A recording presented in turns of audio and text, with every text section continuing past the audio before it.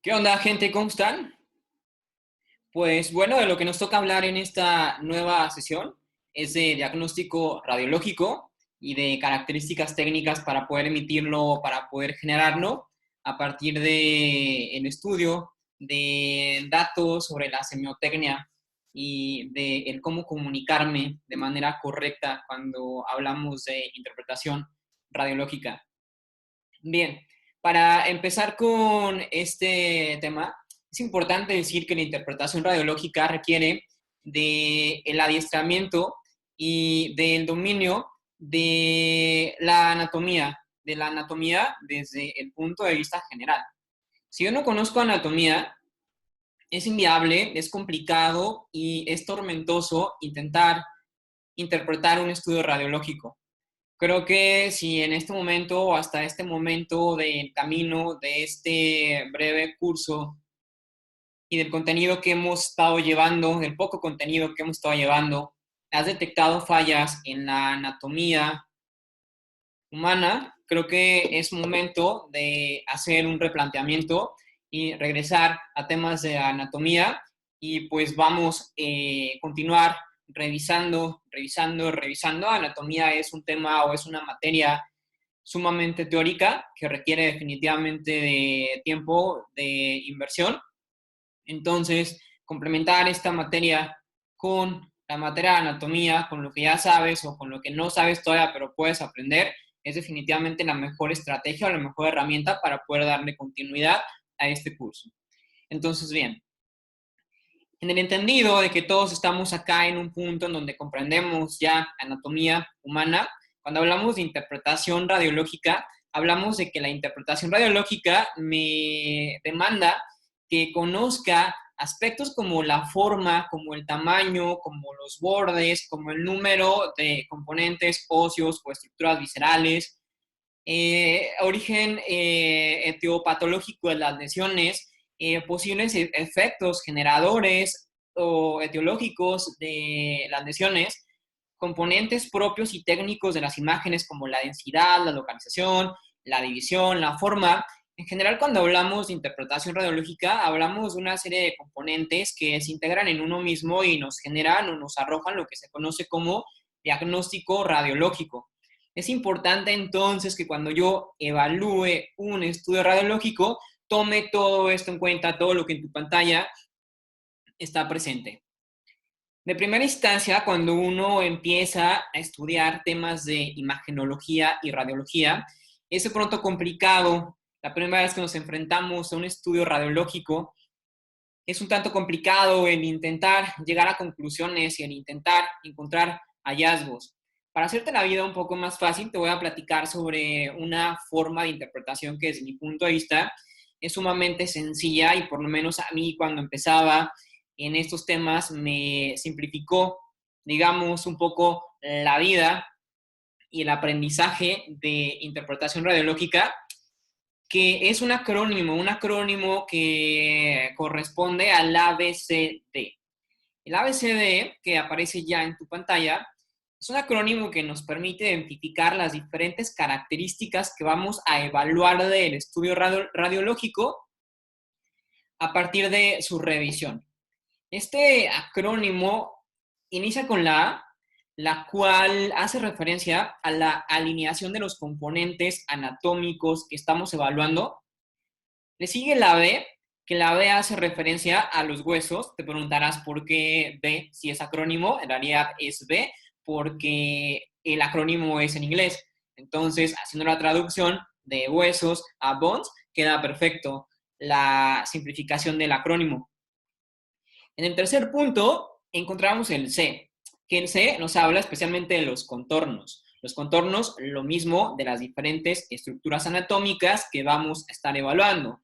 Y no únicamente hace referencia a estructuras óseas, sino que también hace referencia a estructuras grasas, estructuras musculosas, musculares, perdón, estructuras viscerales, estructuras vasculares, entre algunas otras. En el caso de la D, encontramos la caracterización relacionada con la densidad. En el caso de la D, evaluamos si el componente anatómico que estamos revisando tiene una densidad apropiada o si esta densidad ha sufrido cambios tentativamente patológicos o degenerativos en muchos casos también. Finalmente, en el caso de la E, encontramos y estaríamos evaluando lo que representaría los espacios de los diferentes componentes anatómicos. Entonces, me parece que si tú te aprendes este acrónimo del ABCDE, cuando hablemos de interpretación radiológica y cuando tengas oportunidad, cuando te toque la parte ejecutoria de interpretar y evaluar un estudio de imagen, creo que te va a ser más fácil desarrollar esta interpretación. ¿Sí? Bien, entendiendo esto, tengo por acá una imagen que nos va a permitir justamente ejemplificar los criterios relacionados con ABCD. Posteriormente, una vez que los identifiquemos y que te los platique, vamos a revisar desde el punto de vista semiotécnico cómo es que se describiría, si es que yo deseo describirlo en mi historia clínica con respecto a lo que estoy observando, si es que tenemos lesión o si es que no tenemos lesión. ¿Sale? Entonces, bien, desde el punto de vista de la A, ya te lo decía, en la A estaremos evaluando la alineación. En este caso, los componentes que han de ser evaluados cuando hablamos de la alineación son idealmente los componentes óseos. Y la alineación va a ser evaluada o va a ser revisada con base a los ejes artrocinemáticos de los componentes corporales que estemos revisando. En este caso, el eje que es representado por la articulación tibio-peronastragalina ha de ser revisado y hemos de evaluar que la alineación sea una alineación correcta o una alineación ordinaria.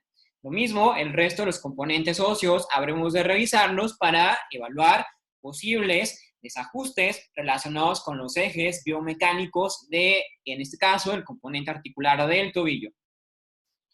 En el caso del B, el B me habla de que tengo que evaluar los huesos. Consecuentemente, voy a evaluar que exista congruencia con los huesos, tanto en número, como en posición, como en condición y algunos otros factores que más tarde vamos a ver.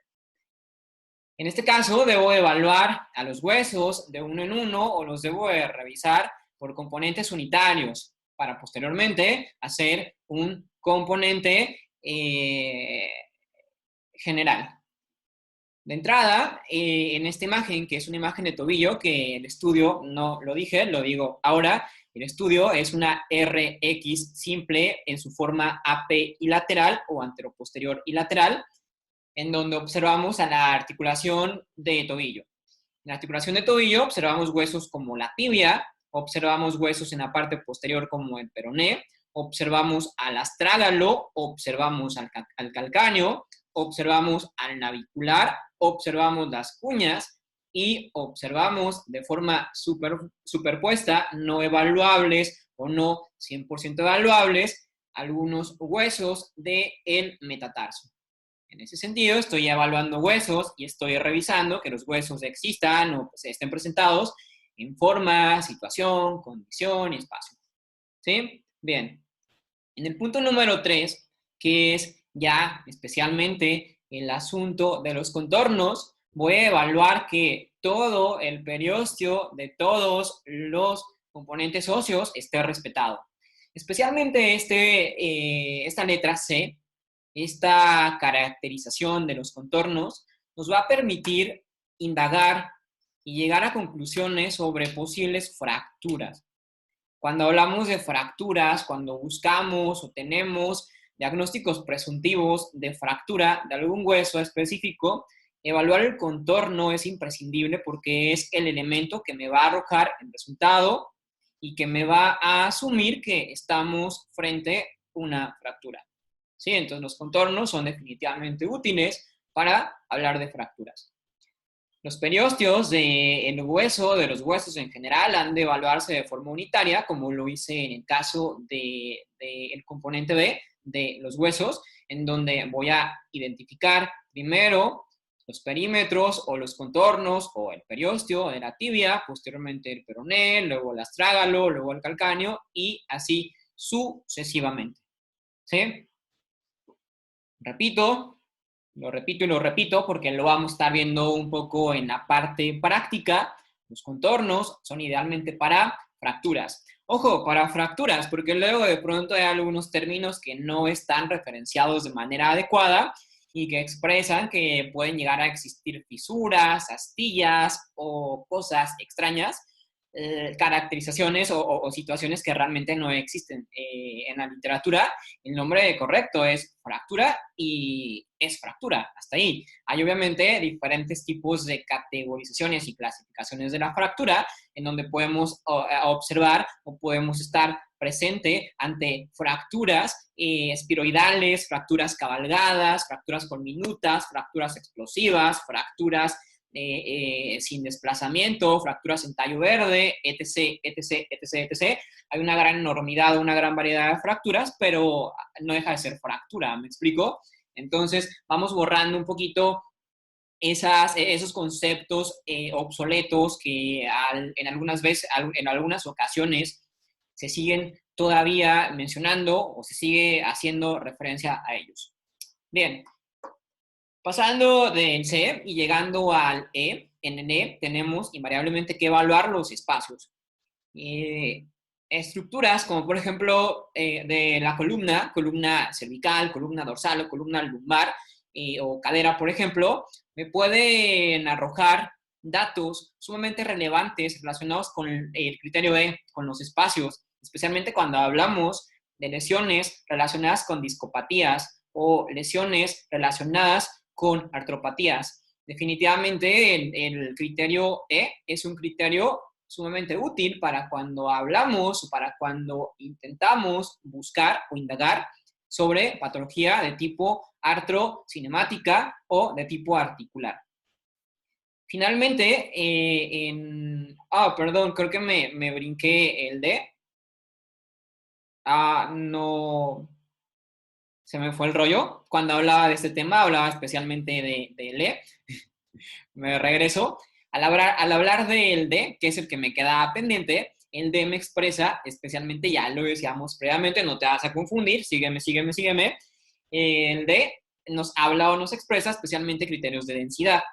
La densidad es la que me permite evaluar si los componentes óseos o incluso los componentes musculares o los componentes grasos tienen una densidad apropiada. Ya lo platicamos con anterioridad. Cuando hablamos de radiología convencional, hablamos de densidades relacionadas con elementos radioopacos o con elementos radiolúcidos. Entendiendo esto, observamos que el hueso tiene una forma radiolúcida por excelencia, radioopaca, perdón, por excelencia, en tanto el aire, que en este caso realmente pues, lo único que vemos de aire es lo que está fuera del foco de la articulación del tobillo, pues tiene un componente radiolúcido. ¿Sí? Entonces la densidad me permite evaluar si la mineralización, en este caso del hueso, es correcta o existen trastornos en el metabolismo del calcio y del material fijador del propio hueso. Cuando observamos que, por ejemplo, existen cambios degenerativos a nivel de alguna estructura o alguna localización del hueso, pues podríamos hablar de que tal vez el paciente esté expuesto a procesos de osteopenia, osteoporosis, trastornos de orden metabólico, como raquitismo, como otro tipo de trastornos genéticos que podemos llegar a observar y que van a tener implicancia y van a mermar la densidad de los componentes óseos. ¿Sí? En este caso, algo que llama la atención, especialmente en esta imagen de tu izquierda, que es la imagen anteroposterior del tobillo, es que se observa una densidad que no es clásicamente correcta o que no es clásicamente ordinaria de ver en una radiografía anteroposterior de tobillo. Esta densidad que tú observas con un componente discretamente radioopaco representa lo que se conoce como líquido extravascular. Representa lo que clínicamente tú o yo interpretamos como edema.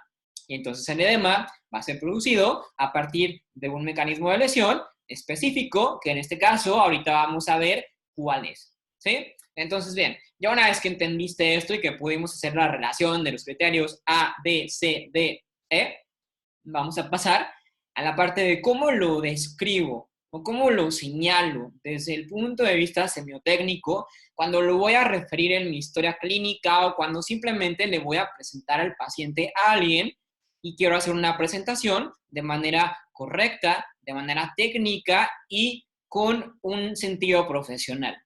Sí, cuando el paciente no tiene ninguna alteración y yo voy a referir el criterio E, voy a documentarlo de esta manera. Alineación conservada, simétrica y sin alteraciones o desajustes de los ejes fisiológicos. Ya te decía, importante, la evaluación de los ejes de todas las estructuras óseas. Número B, piezas óseas íntegras en mineral, en forma, en espacio, en situación, en integridad y en número. Y esto es importante, a lo mejor vas a decir, oye, ¿por qué incluyes el criterio de número? Hay algunas situaciones en donde podemos llegar a tener un incremento de algunos huesos, como por ejemplo, podemos llegar a presentar una costilla o dos costillas de más, podemos llegar a presentar una vértebra o hasta dos vértebras de más, podemos llegar a presentar una falange de más, podemos llegar a presentar una...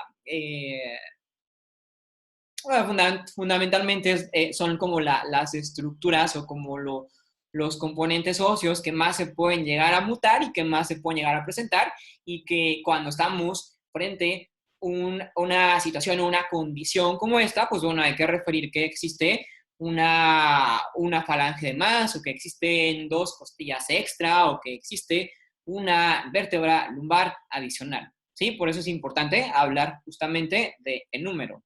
Si hablamos de la situación, hablamos de que el componente óseo pues está en su lugar. En el caso, por ejemplo, de una luxación, imagínate una luxación glenohumeral del hombro derecho, vamos a ver que el húmero está fuera de la cavidad glenoidea. Y esta situación puede ser una situación anteriorizada o una situación posteriorizada en donde podemos estar frente a una luxación anterior o una luxación posterior.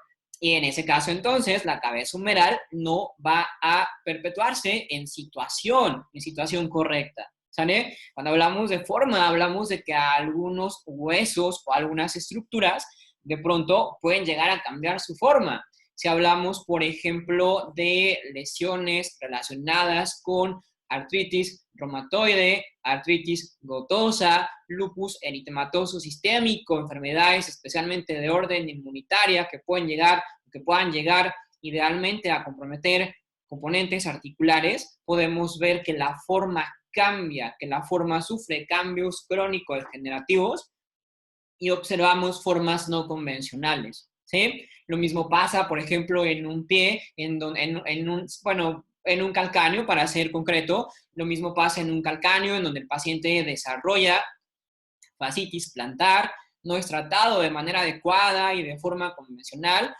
y la situación patológica evoluciona, existe un estrés, un sobreestrés mecánico a través o a partir de la fascia plantar, y el paciente desarrolla lo que se conoce como espolón calcáneo.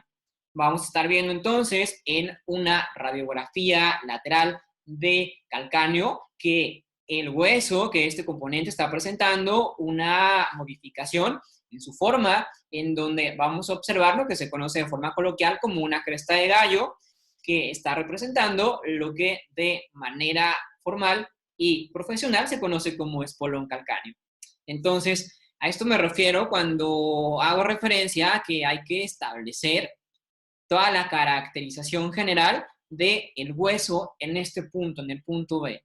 ¿Sí? Bien, punto número C, contornos regulares, preservados, sin pérdidas de la continuidad o incongruencias patológicas. Ya te decía, importante para lesiones en donde sospechamos de fracturas. Ojo aquí, y esto es muy importante, porque de pronto podemos llegar a pensar que todas las fracturas van a tener un componente etiopatológico a nivel traumático. Y la realidad es que no, la realidad es que existen también fracturas por estrés mecánico, existen también fracturas patológicas en donde hay situaciones y existe relación con cambios metabólicos o cambios genéticos en donde podemos llegar a presentar también fracturas patológicas en donde no exista propiamente relación de agentes traumáticos a agentes estresantes que me generen esta pérdida de la continuidad.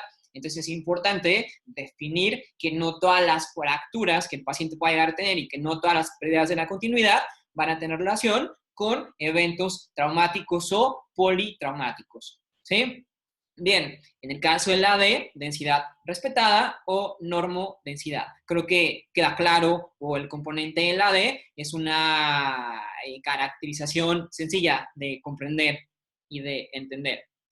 Finalmente, en el caso de la E, si mi paciente no tiene alteraciones, lo puedo referir como superficies articulares sin alteraciones que sugieran disminución de los espacios. ¿Sí? Es sencillo, ¿verdad? No me parece, por lo menos, que a estas alturas sea tan complicado. Creo que nada más es cuestión de revisarlo y sí es muy importante memorizarlo porque es parte de lo que vamos a estar haciendo con todos los estudios radiológicos que estemos en su momento revisando.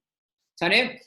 Bien, ¿qué tenemos cuando sí hay alteraciones? Cuando mi estudio me está mostrando alteraciones. Tenemos lo siguiente. Disculpa.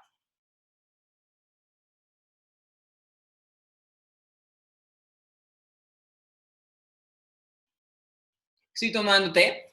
Tomen té. Importante que tomen té. Contiene polifenoles, elementos antioxidantes que nos ayudan y que previenen una serie de enfermedades relacionadas con estrés oxidativo.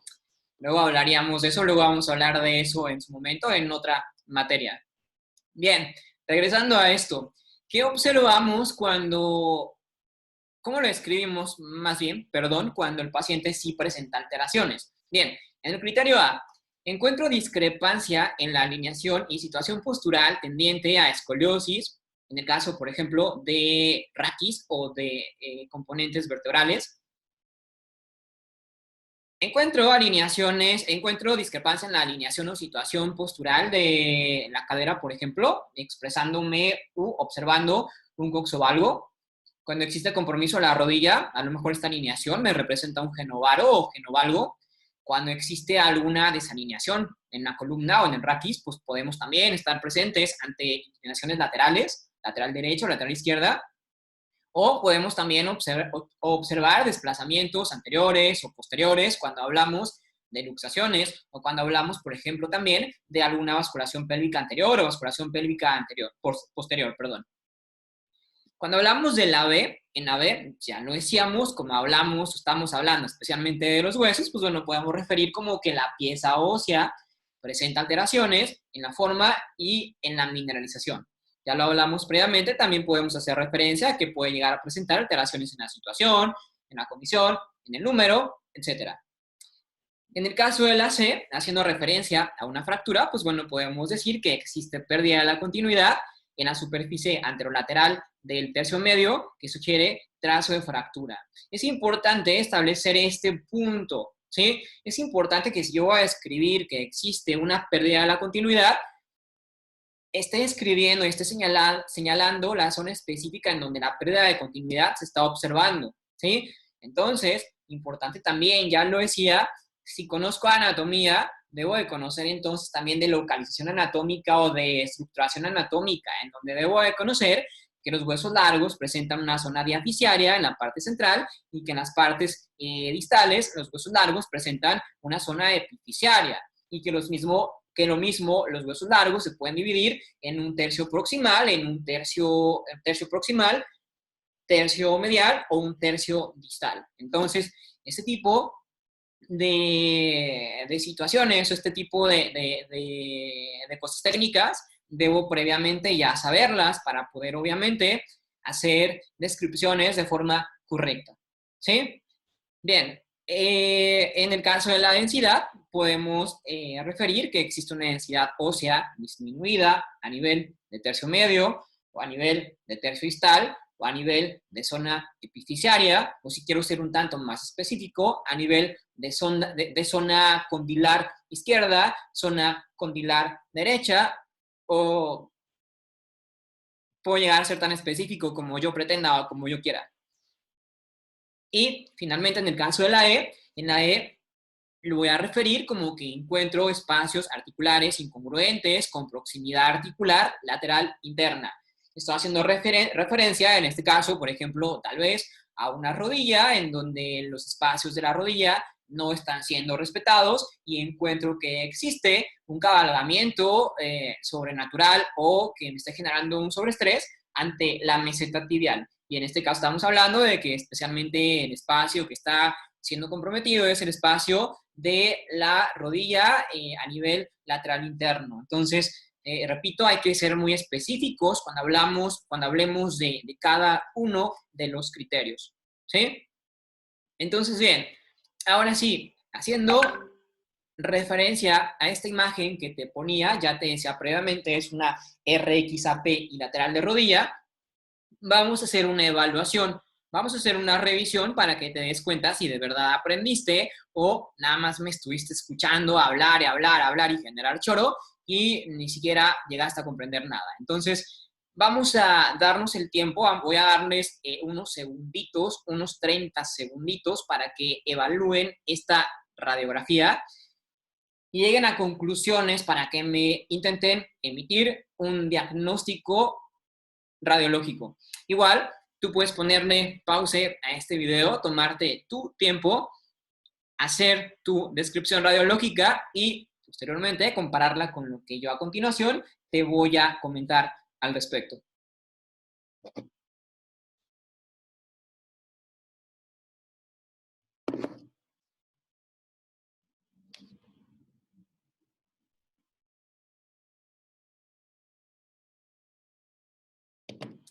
Ok, tiempo suficiente. Bueno, tal vez no, pero repito, le puedes poner pausa y la puedes seguir revisando.